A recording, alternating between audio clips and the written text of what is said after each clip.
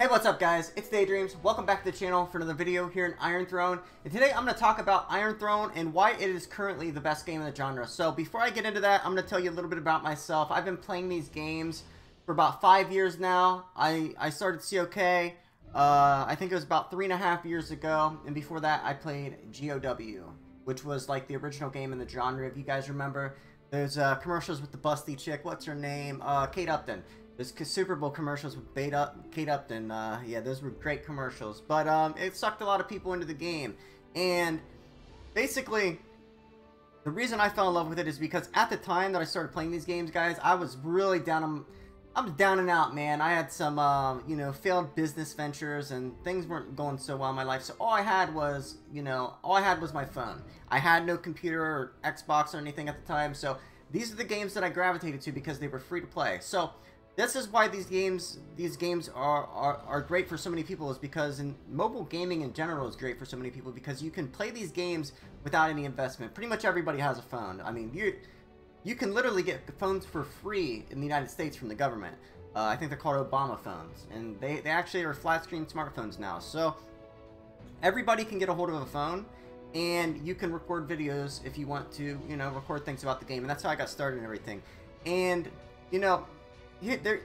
I'm just going to talk about, I'm going to compare the game to COK and why things are better. I'm not actually going to do a direct comparison. I'm just going to say some things. I'm just going to actually just talk about this game and why it's great. So the graphics, for one, are very, very good. The game's made by Netmarble. The very big developer. They made Lineage 2 Revolution and many other games. They have the infrastructure. The infrastructure is there. You could just see it with, even in town mode, you can see everything is very well done. And this game just launched this week. Days ago it launched. And the infrastructure is there to do great things. There could be competitive modes, there could be ranked ladders, there could be so many things that they can add to the game. So everything's here. 2, the developers listen to the community. Now they can't take everything that we have to say, but especially me knowing both sides of the fence, the development side and the player, I can kind of filter what the players are saying into something that would make sense for them. You know what I mean? So they listen. That's number 2. They get into Discord and actually listen to players and hear what they have to say. I need to turn off that screen, that the sleep screen. It needs to be every like minute or two, not every 30 seconds, 15 seconds, whatever it is. But so for instance, let's go ahead and zoom in. In 26 minutes, I can go ahead and play a team deathmatch. In the game that I come from, you would have an event like this once per week, and it's such a long event too. It's 2 hours long, but once a week.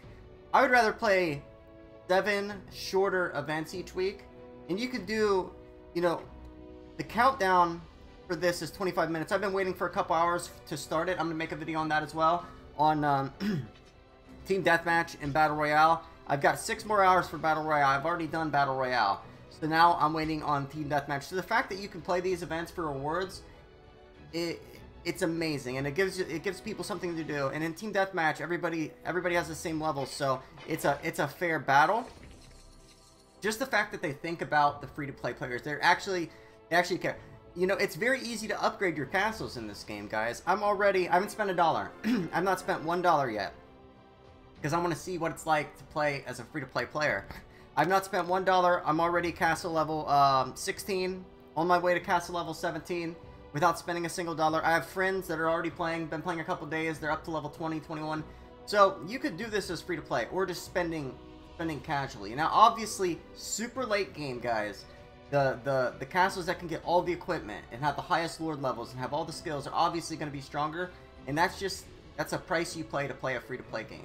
You play a free to play game, and some people don't have time to grind, so they spend the money. But I'm going to be making guides. People have already made guides. There's a lot of information out there already on how to get better at this game as a free-to-play mid-range spender. Obviously, you're never going to be at that top, but, as you guys know, I've always been a mid-range spender kind of range, and I've always been very successful.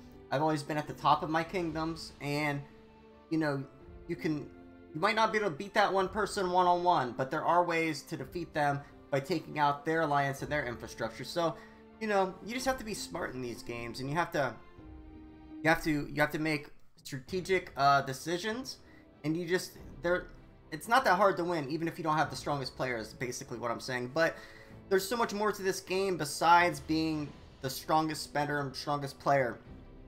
There's a lot of, you know, the cross-kingdom events, the Battle Royale, Team Deathmatch, and like I said, it took the game I come from, took them 2 years to come up with a cross-kingdom event.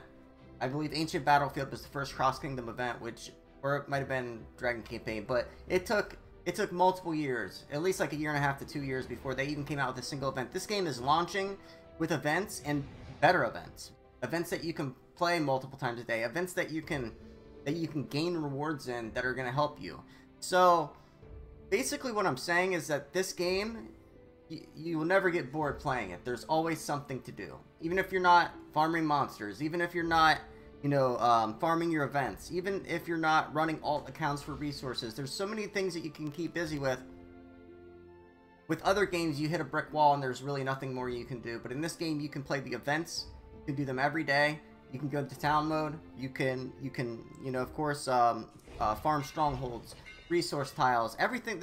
It never ends. There's always something that you can do. So whenever there's more things that you can do, it's going to help the free-to-play to mid-range spender, because the people who usually spend a lot of money in these games don't have time to grind out all this stuff. So say they spend $100 in a day. Well, you can grind out, you might not be able to grind out $100 worth of items from all these events, but even if you can grind out half that, plus get the resources from your alt accounts and everything, there's ways to get around it. So I guess what I'm saying is that this game is the best option in the genre, and I've played all of the games in the genre, literally all of them. I've been sponsored by half a dozen of them or more, plus every time a new one is released, I've played it for a little bit to see what it's like.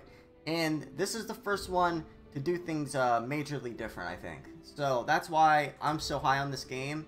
And, you know, I'm very open with you guys. Yes, I am sponsored by the game. I was in the commercial they did for the game with a bunch of other content creators, but I reached out to them. Like, I knew this was going to be such a big game that months ago I reached out to them, and it just happened to work out. So I'm very high on this game, and, you know, they have a very smart team at Netmarble, and unlike some of these other games, they're gonna think very carefully before releasing something that could be very damaging to the game. Some of these other games, they'll come out with an update, and with one update it'll ruin the entire game. That's not going to happen with these guys. They're very smart. You're not even allowed to record their beta, you know, testing. They're going to test things before they release them, and like I said, the team there is so good. And yeah, I'm very high on this game, and I think it's the best one in the genre. I really do, and like I said, I've played them all. So that's kind of my take on why I'm so high on Iron Throne. So let me know what you guys think. You know, like I said, no game's going to be perfect. Of course, some of the late game aspects are going to be difficult for a free-to-play to mid-range spender. It's unfortunate, but when you play a game that is free, that's something that you're going to deal with. It's always something you're going to deal with, and you can't name one mobile game like this that isn't true in. Even the pillars of the genre, like Clash Royale, they don't endgame. If you're not at the very top of the 1% of the 1% spenders, you're not going to be at the top of ladder. So that's why I think this game, you know, since they listen so well on everything, if they can come up with like a ranked system where everybody's equal and they can come out with events and stuff, maybe with the Dimensional, with Team Deathmatch, with Battle Royale, and they could do more. Like I said, the game was just released this week, so they can build off of this stuff. That's what I mean by when I'm saying the infrastructure is there. They can build off of everything that they already have, and they can make great things. And the fact that they listen, these other games don't listen. They're very hard-headed, and they rarely listen to us unless we really scream at them. That's not going to be the case with this game. I got to end that sleep mode. It's driving me absolutely nuts. Guys, one more thing I learned. I'm just going to add this in here.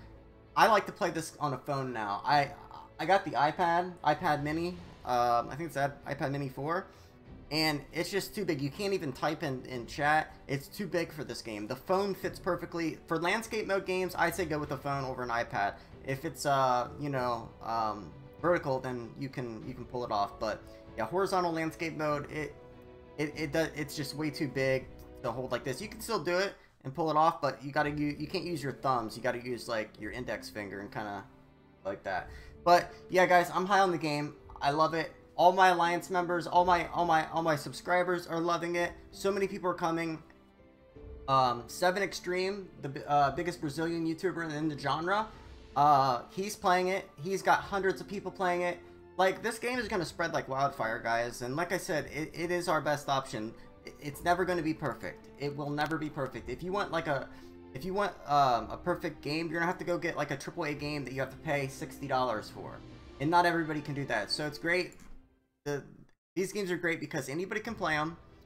Now, the only way it could be better is if somehow someone could make a game like this where there were skins, like people paid for skins, and that is the only you know, that's the element in which they make money. But that's a very difficult mold, and I don't see it happening. And you know, one other thing that I'm not too happy about with this game is how difficult it is to play multiple accounts on one device.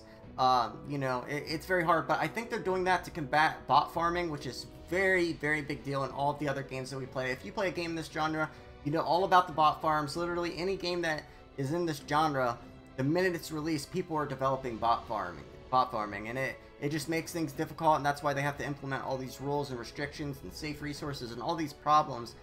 If people can't make multiple accounts on one device, then it makes it a little bit easier to combat the bot farming, because you know that's how they do it. So yeah, I'm high on the game. I'm really enjoying it. You go to the world here.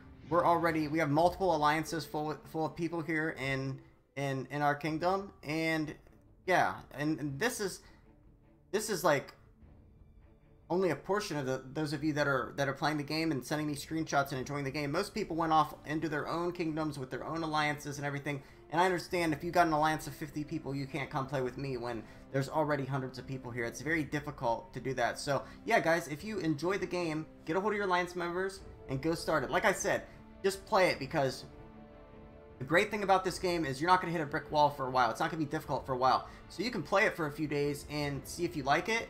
And you're going to progress, because the quests and everything and all of the events are so rewarding that it's going to keep you going for a really long time. So go ahead and just play the game. Don't spend anything. See if you like it. And if you like it, play it. If you don't like it, you don't have to play it. So that's where I'm at with that. Thank you guys so much for watching. Keep remembering to DreamWork. If you could, hit that like button, and I'll see you in the next one. Peace out.